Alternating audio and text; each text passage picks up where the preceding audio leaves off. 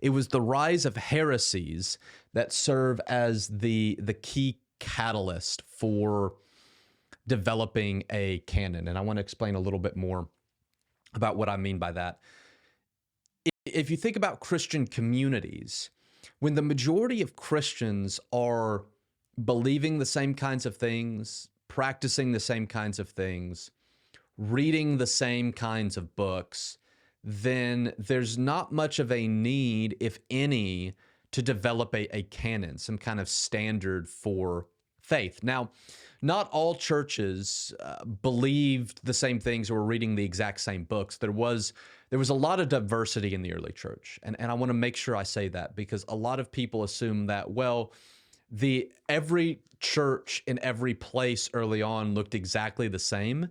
And normally people say that to say they look exactly like my church today does, especially in our Church of Christ Restorationist. They all looked like 21st century churches of Christ. And that's just not the case. There was a lot of diversity. You even see it in the pages of the New Testament. There was a lot of diversity in practices. There was a lot of diversity in the ways of thinking about faith in God and Jesus.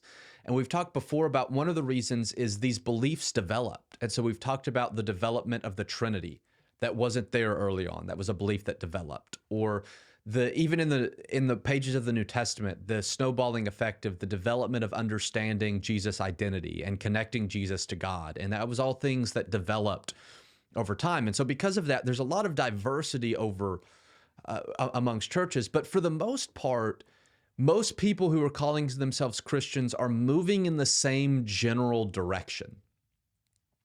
What becomes the catalyst for needing to put together a canon is heresy. When major groups with a lot of influence show up and begin to teach heretical false things and false practices, that becomes the catalyst for Christians to say, well, that's not true.